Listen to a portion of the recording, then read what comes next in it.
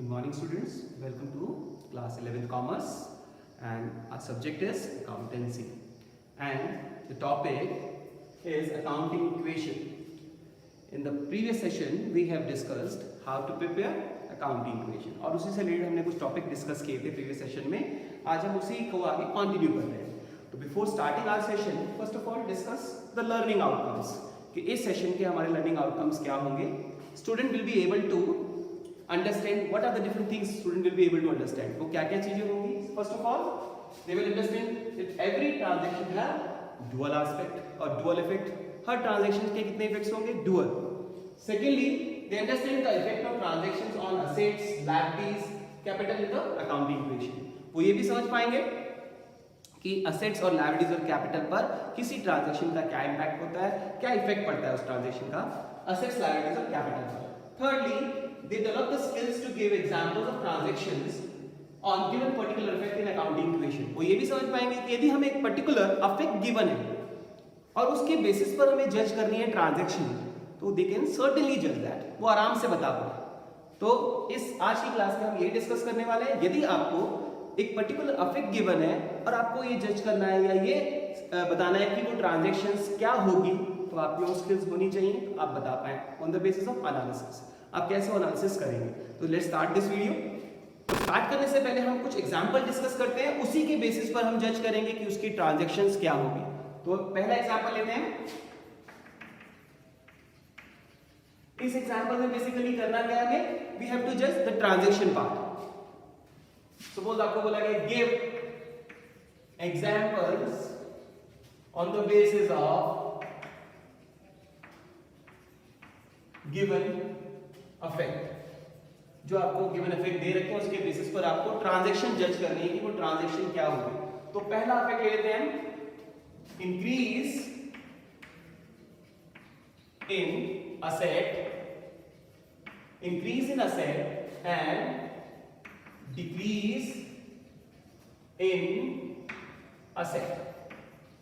यानी accounting equation के prospects में हमें बताना है कि कोई ऐसी ट्रांजैक्शन बताइए आप जिसमें एक एसेट की वैल्यू बढ़ रही हो और दूसरे एसेट की वैल्यू रिड्यूस हो रही हो. यानी हमें ऐसी ट्रांजैक्शन बतानी है जिसमें ऐसा हैपन हो रहा है.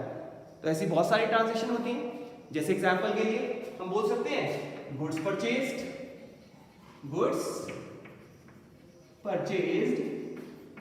For cash. सपोज ₹50,000 हमने 50,000 रुपए के गुड्स खरीद लिए कैश में. ऐसा होने से जब हम गुड्स परचेज करेंगे कैश में तो क्या होने वाला है, जब गुड्स खरीदेंगे तो इससे हमारा एक तरफ तो स्टॉक वैल्यू बढ़ेगा.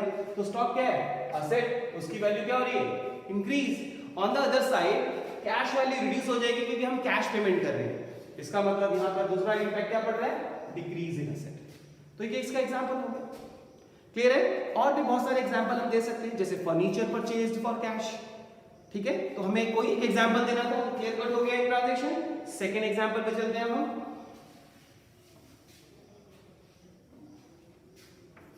सेकंड इज इंक्रीज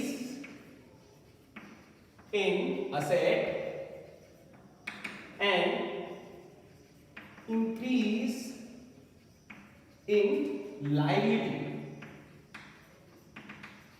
यानी इस बार हमें ऐसी ट्रांजैक्शन बतानी है जिसमें असेट की वैल्यू इंक्रीज हो रही है at the same time liability भी इंक्रीज हो रही है. तो ऐसी भी बहुत सारी ट्रांजैक्शन हो सकती है. फिलहाल के लिए हम क्या बोल सकते हैं ट्रांजैक्शंस, जैसे मैंने अभी बताया था गुड्स परचेज को, उसी को थोड़ा सा मॉडिफाई कर देते हैं. Goods purchased on credit for ₹1 lakh.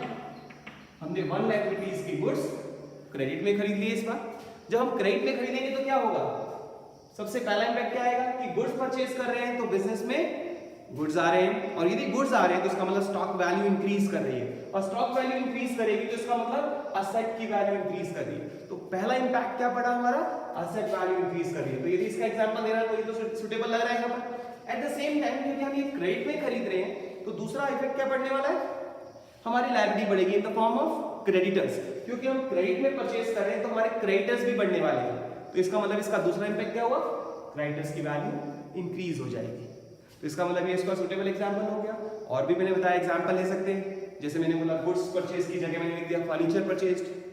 या हम बोल सकते हैं took a loan from the bank, bank से लोन ले लिया। तो बैंक से लोन लेंगे तो एक तरफ से हमारे पास कैश आएगा यानी एसेट बढ़ जाएगा, और दूसरा लोन एक लायबिलिटी है, लायबिलिटी बढ़ जाएगी। तो बहुत सारे एग्जांपल्स हम दे सकते हैं। तो फिलहाल मैं आपके साथ एक एक एग्जांपल डिस्कस कर रहा हूं इसका। थर्ड लेते हैं एक और ट्रांजेक्शन। तो थर्ड ले लिया हमने, increase in asset and increase in capital. Capital को हम और क्या बोल सकते हैं, ऑनर्स इक्विटी। यानी हमें ऐसी ट्रांजैक्शन बतानी है जिसमें पहला इंपैक्ट क्या रहा, इंक्रीज हो रहे हो assets, at the same time हमारी कैपिटल भी इंक्रीज हो रही है। तो ऐसी बहुत सारी चीजें हो सकती हैं, जैसे हमने बोल दिया कमीशन रिसीव, कमीशन रिसीव रुपी 10,000, 10,000 रुपए से हमारी कमीशन हमने रिसीव कर रही है। कमीशन इज आर इनकम, तो इनकम होगी तो हमारे पास पैसे तो आ रहे हैं, at the same time cash की वैल्यू इंक्रीज हो जाएगी 10,000 से, क्योंकि हमने रिसीव करा। और दूसरा क्योंकि कमीशन इनकम है, it belongs to the owner, तो ये कैपिटल को भी इंक्रीज कर देगी। तो इसका मतलब दोनों इम्पैक्ट क्या हुए, एक इंक्रीज हुआ एसेट, दूसरा इंक्रीज हुई कैपिटल। एक नेक्स्ट एग्जांपल और लेते हैं इसके ऊपर based. Number 4 transaction, decrease in asset, decrease in asset and decrease in liability।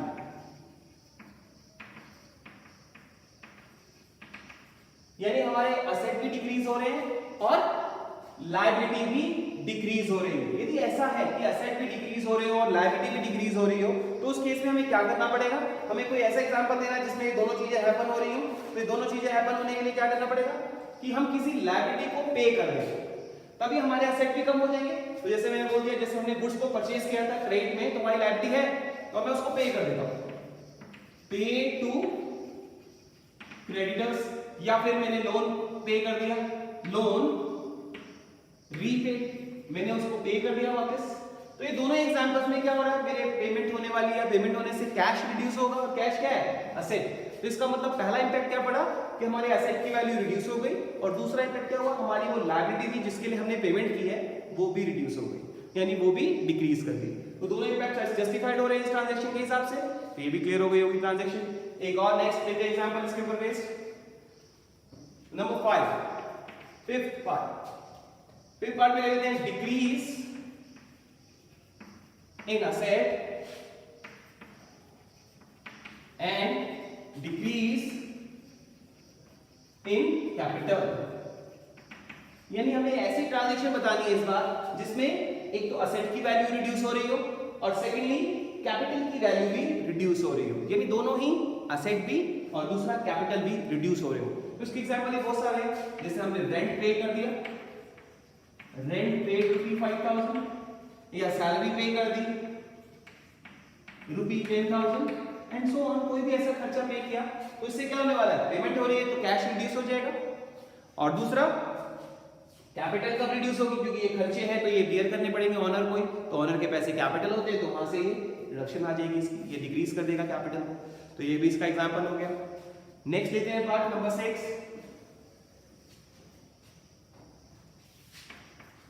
Number 6 में डिक्रीज इन लायबिलिटी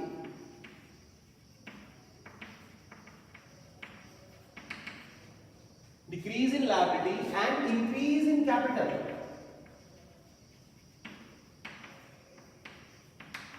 यानी इस बार हमने क्या एग्जांपल दिया नंबर 6 में कि लायबिलिटी तो हमारी कम हो रही है बट हमारी कैपिटल इंक्रीज कर जाएगी। यदि ऐसा है तो हमें कुछ सोचना पड़ेगा कि इस ट्रांजैक्शन के लिए क्या है कि एक तरफ से लायबिलिटी रिड्यूस हो रही है। लायबिलिटी रिड्यूस की बात तो हमने पहले भी की थी जब मैंने यहाँ लायबिलिटी को पे ऑफ किया था, बट वहां पर कैपिटल नहीं बढ़ रही थी। तो इस बार हमें कुछ ऐसा एग्जांपल सोचना है जिसमें कुछ कैपिटल यानी कुछ फायदा भी हो रहा हो। तो ऐसा करने के लिए हम एक एग्जांपल लेते हैं। सपोज हमने लिख दिया पे to creditors, suppose 19,000, pay to creditor rupee 19,000 in full settlement of claim of rupees 20,000। यानी हमने क्रेडिटर को पे तो किया इस बार, बट 19,000 पे किया जबकि देने कितने थे 20,000, और वो भी फुल सेटलमेंट में पेमेंट कर दी। यानी हमने उनको बोला भाई आप हमें कुछ डिस्काउंट दे दीजिए, हम आपकी सारी पेमेंट कर देते हैं, and they agree to that, उन्होंने इस बात को मान लिया। तो कितनी सेटलमेंट हुई कि हमने 20,000 रुपए के बदले उनको 19,000 रुपए दे दिए और वो सेटलमेंट हो गई। इसका मतलब क्या हुआ? इसका मतलब ये हुआ कि हमारी पेमेंट तो 19 से हुई है, यानी पेमेंट करने से क्या होने वाला है, हमारी ये लायबिलिटी कब होने वाली है, क्रेडिटर नाम की। बट इस पूरे प्रोसेस में आपको दिख रहा है कि जहां 20,000 देने थे वहां 19,000 दिए, तो ये 1,000 रुपए का जो फायदा हो रहा है हमारा, ये क्या है, इनकम है हमारे लिए। तो ये इनकम कहां प्लस होगी, कैपिटल में। तो जब भी ऐसा हो कि हम सेटलमेंट में पेमेंट कर रहे हैं और उस केस में हमें कुछ बेनिफिट मिल रहा है, डिस्काउंट मिल रहा है, that would be our income and added to the capital, वो हमारी कैपिटल को इंक्रीज कर देगी। तो दो काम हमने देखे यहाँ पर क्या क्या हुए। वैसे तो एक और इफेक्ट भी पड़ रहा है क्योंकि हम पेमेंट कर रहे हैं तो कैश भी रिड्यूस हो रहा है, तो असेट भी कम हो रहा है, बट हमें उसमें फोकस करना है जो हमें ट्रांजैक्शन गिवन है, क्या वो यहाँ पर अवेलेबल है, यस, क्योंकि लायबिलिटी कम हो रही है, यस हो रही है 19 से, क्या कैपिटल बढ़ रही है, यस बढ़ रही है। उसके अलावा एक इम्पैक्ट और भी है, असेट भी बढ़ रहा है, डजंट मैटर, उससे एक्स्ट्रा इफेक्ट होने से कोई मैटर नहीं करता, फर्क नहीं पड़ता, बट जो हमें बोला गया इफेक्ट वो प्रेजेंट होना कंपल्शन है, तो वो हमें दिख रहा है यहाँ पर अवेलेबल है। तो क्लियर हो गई ये ट्रांजैक्शन भी। नेक्स्ट पे आते हैं number 7।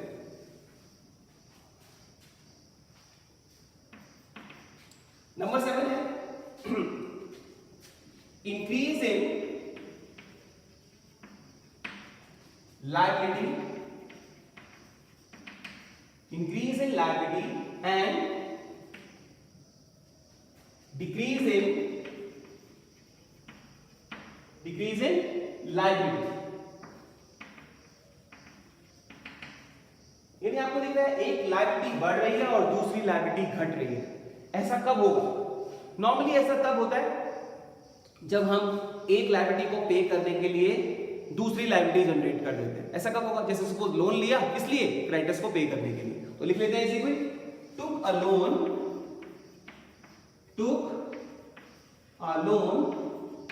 Of rupee 1 lakh to pay creditors,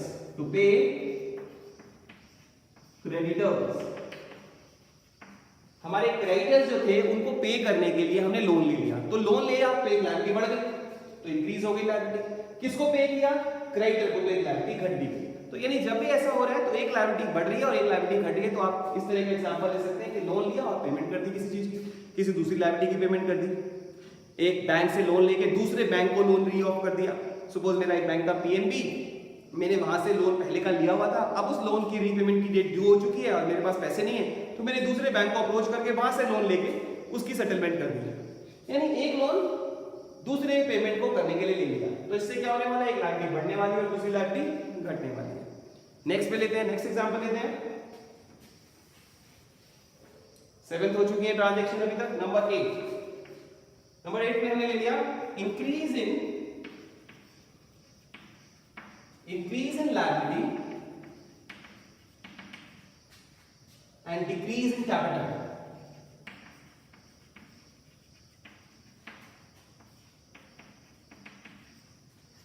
यानी हमारी लायबिलिटी इंक्रीज हो जाए और हमारी कैपिटल रिड्यूस हो जाए। लायबिलिटी बढ़नी चाहिए, at the same time capital reduce हो। ऐसा एग्जांपल क्या हो सकता है? जैसे हमने आउटस्टैंडिंग ले लिया, रेंट आउटस्टैंडिंग रुपये 5,000, 5,000 रुपए का रेंट आउटस्टैंडिंग है। अब रेंट आउटस्टैंडिंग का मतलब हुआ वो रेंट के पैसे जो ड्यू हो चुके हैं बट पेमेंट नहीं करी आपने, यानी खर्चा हो चुका है बट पेमेंट अभी तक नहीं हुई है। तो पेमेंट नहीं हुई है तो इसका मतलब लायबिलिटी है, तो लायबिलिटी बढ़ गई, इंक्रीज इन लायबिलिटी। क्योंकि खर्चा हो चुका है इसलिए ये आपके लिए एक लॉस एक्सपेंस भी है, तो इसको आपको बियर करना पड़ेगा ऑनर को। इसका मतलब कैपिटल से रिड्यूस करना पड़ेगा, तो कैपिटल डिडक्ट हो जाएगी, तो डिक्रीज हो जाएगी कैपिटल और इंक्रीज हो जाएगी लायबिलिटी। नेक्स्ट एग्जांपल लेते हैं, ये लास्ट ले लेते हैं। नंबर 8 के बाद number 9, increase in capital, increase in capital and decrease in capital.